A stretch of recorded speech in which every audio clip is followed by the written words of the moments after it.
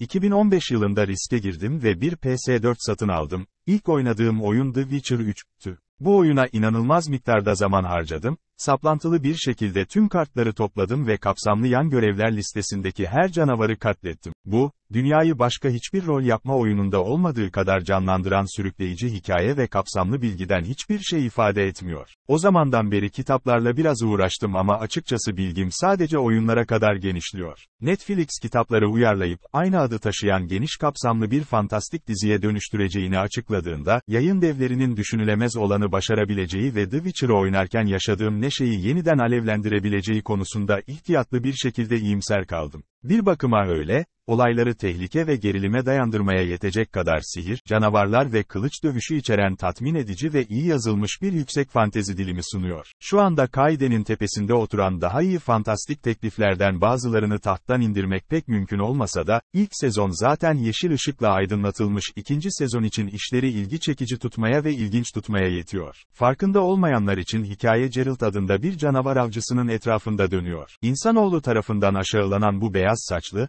duygusuz Witcher'lar, zamanlarını yaratıkları avlayarak ve bunun için para alarak geçiriyorlar. İlk bölüm gerçekten bir sahne belirleyici görevi görüyor, temel karakter kadromuzu tanıtıyor ve ekran süresini, savaşın eşiğindeki komşu bir şehirde prenses olan Ciri ile kendisine yeni bir ödül verilen Geralt arasında paylaştırıyor. İkinci bölümde, güçlerini tesadüfen keşfeden büyücülük eğitimi alan Yennefer tanıtılıyor. Buradan itibaren bu üç hikaye, ilk sezonun büyük bölümünde birbirine paralel ilerlerken kitaplardan ve oyunlardan temel kavramları tanıtıyor. Her şeyi birbirine bağlayan kapsamlı bir olay örgüsü olsa da, her bölüm farklı bir canavarla işliyor ve Geralt'ın, her şeyin bir araya geldiği son iki bölüme kadar mücadele etmesi gereken bir olay örgüsü var. Bu şekilde dizi, kaynak materyalden notlar alıyor ve araştırma çalışması ile canavar öldürmenin bir kombinasyonunu sunuyor. Bu, Ciri'nin kaçışı ve sonrasında Geralt'ı bulma yolculuğuyla bağlantılıdır. Yennefer ise güçlü bir büyücü olmak için sıkı bir eğitimden geçer ve serinin ikinci yarısında kaderi Geralt'la iç içe geçmiştir. Tüm bunlar, heyecan verici bir finale ve sonrasında işleri dengede bırakan oldukça destansı bir dövüş sahnesine yol açıyor. İkinci sezona zaten yeşil ışık yakılmışken, kesinlikle üzerinde düşünülecek çok şey var. Kitaplar hakkında tam olarak bilgi sahibi olmadığım göz önüne alındığında, bunun kaynak materyal açısından ne kadar doğru olduğunu size söyleyemem, ancak fantastik unsurlar olay örgüsüne zekice işlenmiştir ve karakterler rollerini mükemmel bir şekilde oynamaktadır. Henry Cavill,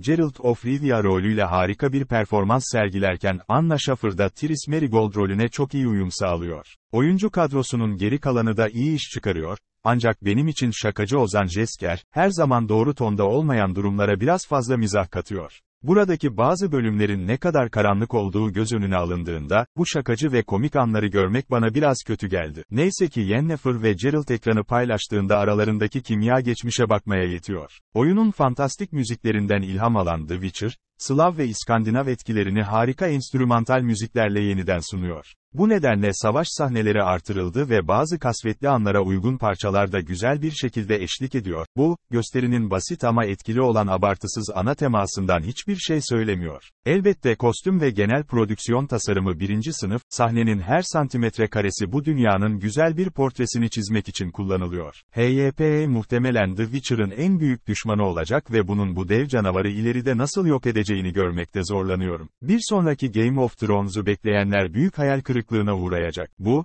kendi davulunun ritmine göre ilerleyen ve bunu tutarlı ve eğlenceli bir şekilde yapan, yüksek fanteziye sahip bir dizi. Game of Thrones'un yaptığı gibi bu tür için özellikle çığır açıcı veya benzersiz bir şey yapmadan, ikinci sezonun temellerini atan sağlam ve keyifli bir çaba. Uyarlama iyi bir uyarlama ve Game of Thrones 2.0 beklentileriyle bu işe girenleri hayal kırıklığına uğratacak olsa da kesinlikle izlenmeye değer.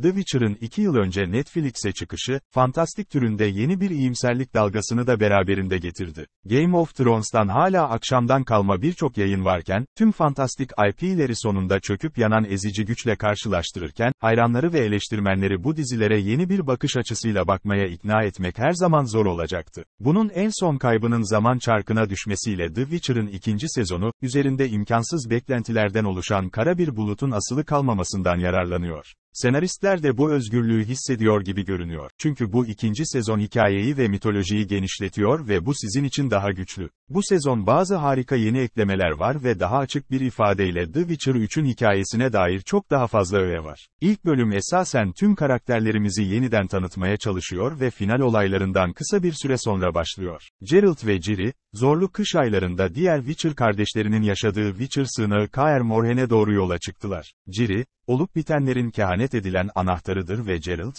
kendisini savunması için onu eğitmeyi amaçlamaktadır. Ancak Geralt, Sodden muharebesini yok eden yangınlar sırasında düştüğü düşünülen Yennefer'in kaybının da yükünü taşıyor. Cahir'in esiri ve Nilfgaard'ın kaçak olmasıyla birlikte gerçek şu ki Fringilla orduların kontrolünü ele geçirdi ve Yennefer'i esir aldı. Hikayeleri çok geçmeden elflerin gevşek bir ittifaka vardığı hikayeyle örtüşür. Ancak bu zayıf bağlılık her an parçalanmaya hazır görünüyor. Yennefer bu yıl kendini çok daha derin bir görevin içinde buluyor, ancak burada çok fazla bilgi vermekten kaçınacağım. Yolculuğunun onu birinci sezondan birkaç tanıdık yüze, şaşırtıcı bir dönemece ve öncekinden çok daha ilginç ve karmaşık bir olaya getirdiğini söylemek yeterli. Kıtanın üzerinde asılı olan gerçek tehdit araştırılırken, Istred gibi diğer karakterler dünyayı detaylandırmaya yardımcı olma amaçlarına hizmet ediyor. Artık The Witcher 3 hayranları burada olup bitenlerin bir kısmını, özellikle de sezon boyunca alay edilen Hunt ve siyah binicilerin alaycı bakışlarını anında fark edecekler. Bütün bunlar, elbette, oldukça dramatik bir hesaplaşmaya dönüşüyor ve son bölüm seti muhtemelen sezonun en iyisi. Bu sefer çok daha fazla siyasi entrika ve dram var ve hala canavar avcılığı olmasına rağmen Geralt'ın yolculuğunun büyük bölümünde Ciri'ye bebek bakıcılığı yaptığı görülüyor. Bu başlı başına hayal kırıklığı yaratsa da,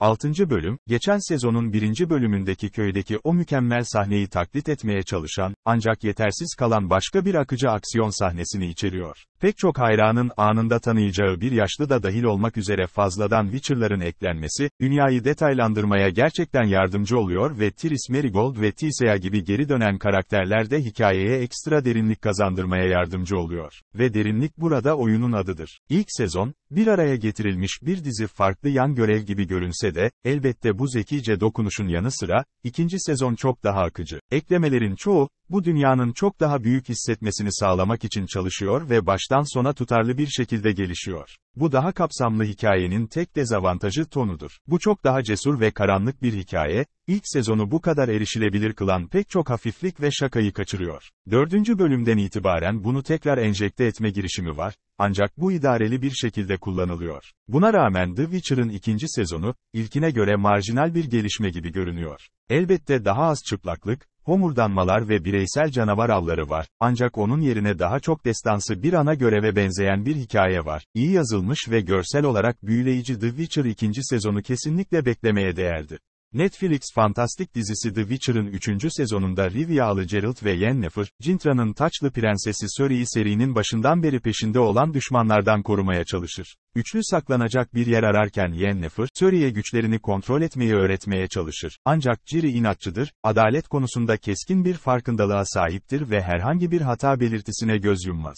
3 bölüm 3. sezonun son bölümünü oluştururken Tane darbesi, Geralt ve Ciri'yi daha da ayıran ana olay örgüsü noktası olarak hizmet ediyor. Bu sefer onun için potansiyel tehlike, daha önce karşılaştıkları herhangi bir tehditten çok daha tehlikeli ve hesaplayıcı, bu da kahramanlarımıza daha fazla belirsizlik katıyor. Ek olarak, Vilgefortz ve Geralt çatışır ve ilkinin kimsenin hayal edemeyeceği kadar kötü niyetli ve zalim olduğu ortaya çıkar. Ancak 3. sezonun sonunda üçlü bir aile haline gelmiş gibi görünüyor. Sezon 1 ve 2'ye benzer şekilde, sezon 3'te izleyicilere hikayenin ayrıntılı bir açıklamasını sunmuyor. Bunun yerine, gergin konsey tartışmaları veya bir barda gündelik konuşmalar yoluyla birden fazla krallığa, hükümdara, rakibe ve bağa ayak uydurmalısınız. Bununla birlikte, sezon 3'ün hikayesi şu ana kadar takip edilmesi en basit hikaye gibi görünüyor. Ancak yine de çok basit değil. Önceki 2 sezonu değişen derecelerde sıkıntı, ıstırap ve iş göremezlik içinde geçirdikten sonra Yennefer, bu sezon boyunca çeşitli şekillerde gücünü geri kazanıyor. Sevdiği Geralt'la arasını düzeltmeye çalışırken, kurnaz bir siyasi müzakereci, Ciri'nin ebeveyni ve büyülü akıl hocası ve etkili bir büyücü kimliğini geri kazanıyor. Önceki sezonlarda büyüyen, korkmuş, huysuz genç prensesten genç Witcher'a kadar uzanan bir yelpazeye sahip olan Ciri'dir. Bu sezonun dikkat çekici bölümlerinden biri olan 7. bölümde Ciri, Korath'ın çorak manzaraları, tuhaf vizyonları, sevimli bir tek boynuzlu at, çölde yaşayan kötü yaratıklar ve uğursuz varlıklarla savaşırken yeteneklerini kendi başına geliştirmek zorunda kalıyor. The Witcher'ın başlangıcından bu yana Ciri, doğuştan gelen büyülü yetenekleri ve kadim kanı nedeniyle kıtayı yönetmeye çalışanlar için yaşayan bir araç olduğu ezici gerçekle yüzleşmek zorunda kaldı. Yine de yeteneklerini geliştiriyor ve Yennefer ile Geralt'ın tavsiyelerine uyuyor. 7. bölüm boyunca genç prenses, çalkantılı geçmişiyle yüzleşmeli ve yalnızken geleceğiyle ilgili önemli bir karar vermelidir. Bu sezon Geralt, sonunda Ciri için oynamaktan kaçındığı baba rolünü üstlenirken kendi ailesinin geçmişine dair kısa bir keşif yapılıyor. Bununla birlikte Witcher 3. sezonun Henry Cavill'i son sahneleri hiç de epik değil. Ne yazık ki bu sezon ekranlarda daha az vakit geçiriyor ve hak ettiği şiddetli vedayı alamıyor. Jaskier siyasette daha büyük bir rol oynamaya devam ediyor ve Hazcı Redanya Prensi Radovid ile tutkulu bir bağ kuruyor. Her zamankinden daha yorgun ve tutkulu görünüyor.